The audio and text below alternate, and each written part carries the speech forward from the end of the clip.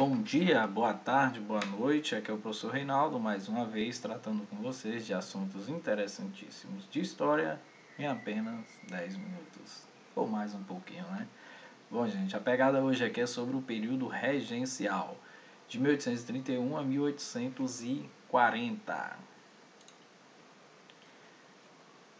O período regencial ele começou com a abdicação do Império, onde Dom Pedro I, né, deixou o trono para o seu filho de apenas 5 anos na época e foi para Portugal. Né? Então, em 7 de abril de 1831, Dom Pedro aí pica a mula, sarta, deixa o trono para o seu filho, Dom Pedro, né, Dom Pedro de Alcântara, e vai para Portugal, onde o bicho está pegando lá, porque os caras estão querendo tomar o trono da filha dele, né? Então ele se mandou para Portugal e deixou aqui o seu filho para tomar conta do império, só que ele só tinha 5 anos. E aí? Vamos entender como é que se deu isso aí. Com a abdicação de Dom Pedro I, o que rola é uma instabilidade política no Brasil, pois não se sabia quem iria administrar a bomba, papá. Como é que ficaria isso? Mas na Constituição de 1824, a primeira do Império, a primeira do Brasil, dizia que, caso o imperador abdicasse, seria feita uma eleição para estabelecer uma regência, administrada por 3 membros nomeados pela Assembleia Geral. Então é mais ou menos uma experiência parlamentar na nossa história aqui do Brasil. Bom, a Assembleia Geral nomeou 3 políticos para a regência trina provisória. Trina de 3, provisória com tempo determinado. Não é? Então, os deputados e senadores, em junho de 1831, elegeram a regência trina permanente. Escute só. E os partidos políticos? Quais eram? A gente tinha um clima político no período e as tretas no interior das elites foram 3 grupos políticos grilados aí um com o outro. Vamos ver. Os liberais moderados tinham como base social a aristocracia agrária, lógico. Suas propostas eram monárquicas, porém defendiam a limitação do poder do imperador pela Câmara e pelo Senado, ou seja, eles não queriam meia com tal do poder moderador, né? Os liberais exaltados tinham como base social as camadas médias, urbanas, militares, comerciantes e proprietários rurais. Suas propostas eram federalistas, defendiam a autonomia política e a economia para as províncias, cada um no seu quadrado, papá.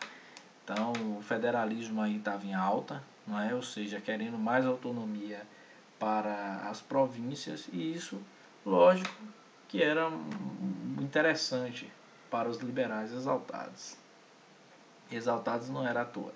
E tinha também os restauradores, que tinham como base social os grandes comerciantes, burocratas do governo, os militares, a galera da mamata.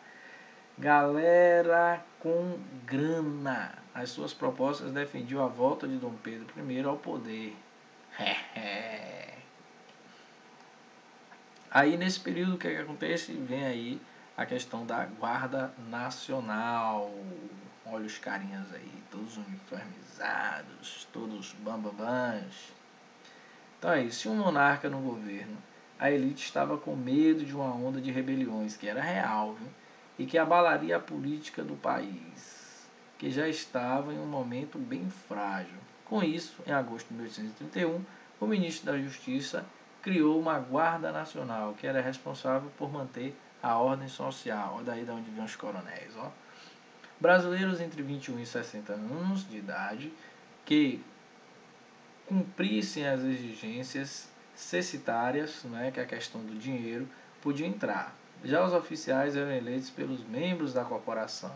E a Guarda Nacional serviu principalmente às elites agrárias e desempenhavam principalmente as funções políticas, resguardar o poder central, né? Aí a reforma constitucional de 1834, já 10 anos depois da primeira Constituição, tinha o objetivo de conciliar os interesses dos liberais radicais e liberais moderados, que estavam em disputa pelo poder. A Constituição de 34 sofreu modificações com ato adicional. E as principais modificações a gente vê aqui. A Assembleia Legislativa Provinciais, o presidente era nomeado pela capital, faz a substituição da regência trina pela regência una, não seria mais 3, agora seria 1, e a suspensão do poder moderador, tchau poder moderador, e do Conselho do Estado até o fim do período regencial. Criou-se o município neutro do Rio de Janeiro, o Paí, para ser a sede da corte, ao Rio de Janeiro presente desde sempre aí. A regência una de Feijó, né, com a morte de Dom Pedro I, Dom Pedro bateu as botas lá em Portugal. Houve uma mudança na política da elite. Uma parte do grupo dos moderadores se juntou com o grupo dos exaltados, formaram aí as duplas dinâmicas, e foram o grupo dos liberais. A outra parte do grupo do moderado e o grupo dos restauradores foram o grupo dos conservadores. Em 7 de abril de 1835, foi a eleição para a primeira regência una, onde o padre Diogo Antônio de Feijó venceu aí, um dos liberais, né, foi vencido. Mas a Câmara dos Deputados, em sua maioria, era composta por pessoas do grupo dos conservadores. Imagine esse amálgama, né? Feijó assumiu o governo em um contexto em que estavam rolando revoltas e tretas em todo o país. É lógico, estabilidade política, vários grupos de interesse aí se imbricando, se batendo, e tinha que dar essas revoltas mesmo. Rusgas cuiabanas. Em 1833, uma parte da elite cuiabana fazia parte de um grupo liberal que combatia os portugueses, formavam a elite comercial da região e não queria meia com os portugueses. Esse grupo era formado por proprietários rurais, comerciantes, militares e profissionais liberais. O que eles queriam era mais autonomia para a província do Mato Grosso. Quem não queria, né? O grupo tinha duas partes, ambas liberais. A dos exaltados, que queriam a expulsão e até a morte dos portugueses. E o dos moderados, que eram os moderados que, né, falaram, a turma deixa pra lá, vamos conversar, vamos negociar, deixa disso. Né? Em maio de 1834, os exaltados começaram a rebelião. Em outubro, os rebeldes foram derrotados, como sempre, né, gente? As revoltas eram bastante castigadas, né? A repressão era severa. O governo da província fez uma aliança com o governo regencial. Os principais líderes foram presos e jogados no rio Cuiabá. Exagero não, foi verdade. A cabanagem, de 835 a 840, aos 5 anos de luta aí. Ocorreu na antiga província do Grão-Pará, né, no norte do Brasil. A região tinha um vínculo muito forte com Portugal e demorou a conhecer a independência. Desde quando reconheceu a independência, a situação ficou tensa na região.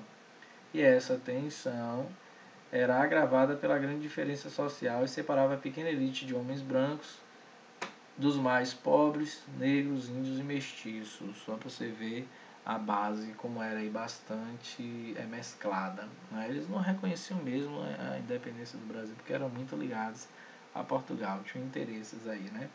O nome dos cabanas é dado à revolta, pois os revoltantes, ou revoltosos, que eram de classe mais baixa, negros, indígenas e mestiços, viviam no interior da cidade e moravam em cabanas mesmos, e era a base econômica do Estado.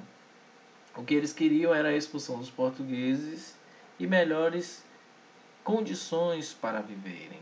Né? Aí o movimento ganhou força em 34 ainda.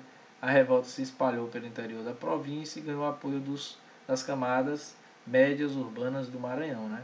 No ano seguinte, os cabanas tomaram Belém, executaram o governador e assumiram o poder. Foi uma revolta daquelas.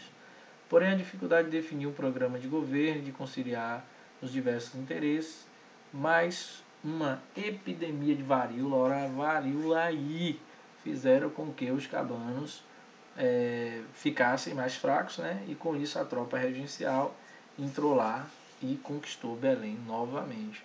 No entanto, os cabanas fugiram para o interior e só foram completamente derrotados, né? Bastante tempo depois, e a revolta teve aí, em média, 40 mil mortes. Foi realmente uma tragédia.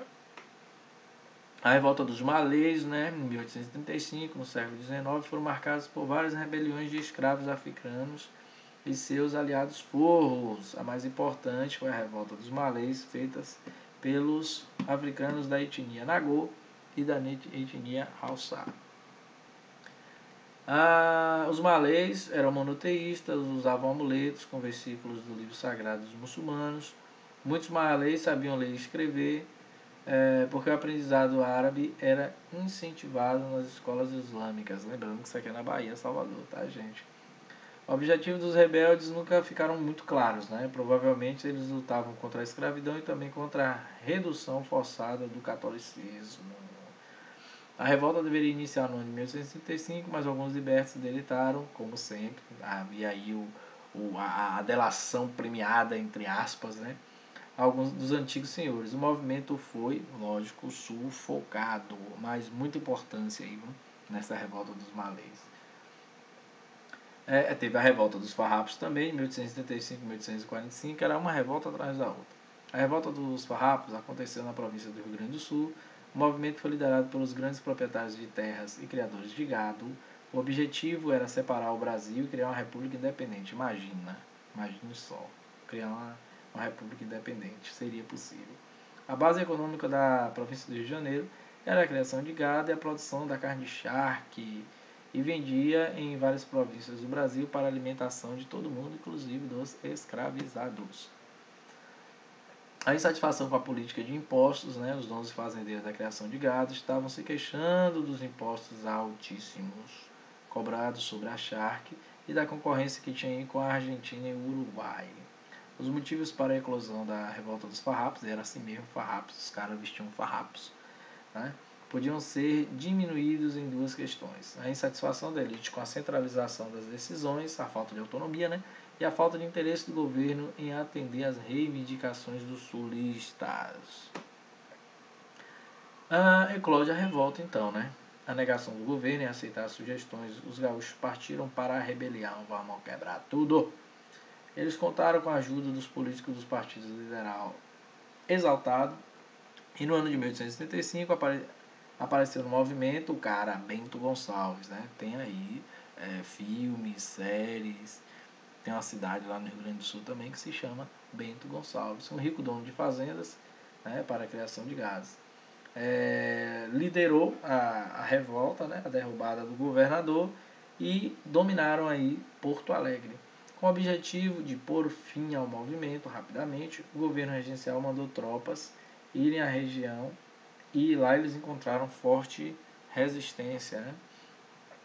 Aí, em 1836, os sulistas venceram a primeira batalha e proclamaram a República Rio-Grandense, separando-se do Brasil em 1843. E a repressão do governo central, o movimento se tornou mais intensa. Em 1845, o exército regencial derrubou o movimento e promoveu um acordo com as lideranças locais, que era a anistia para os revoltosos, né, o perdão aí das paradas, e os gaúchos podiam escolher o presidente da província. Olha que massa.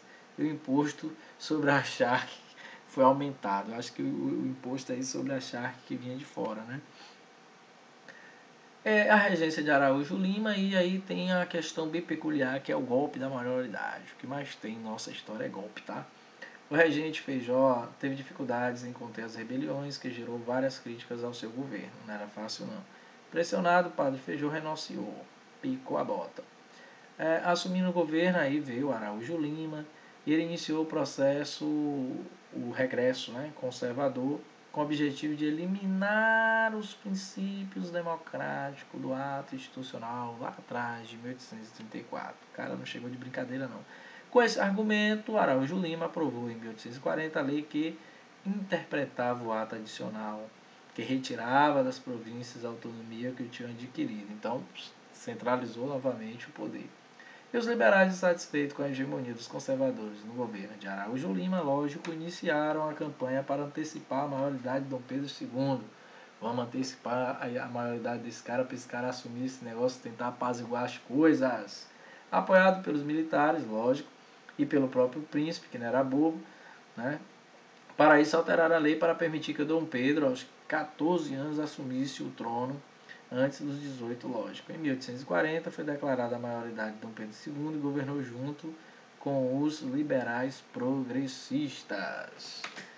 Então, gente, esse foi o período regencial brasileiro, um breve resumo. Aconselho que vocês peguem um livro, leiam, pesquisem. Tem bastante material aí e é um período muito interessante que a gente tem que estar de olho aí dessa história tão fantástica que é a história do Brasil. No mais, comentários aí, fiquem à vontade, entre em contato com a gente para solucionar alguma pergunta aí, sugestões. Tá bom? Muito obrigado pela atenção, falou, tchau e até mais.